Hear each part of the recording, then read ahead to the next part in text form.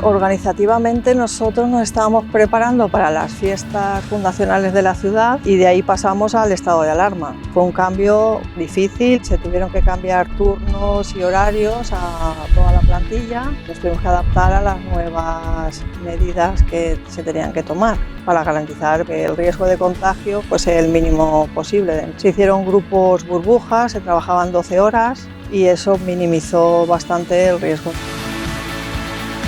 Lo más complicado de esto fue la incertidumbre y el desconocimiento de lo que era la enfermedad y de no saber a qué nos enfrentábamos. Cuando tenías que ir a los servicios no sabías muy bien cómo actuar. Nos decían que la propagación era muy fácil. Nosotros, que somos un servicio de acercamiento al ciudadano, pues eso, incertidumbre en los servicios, en la forma de trabajar.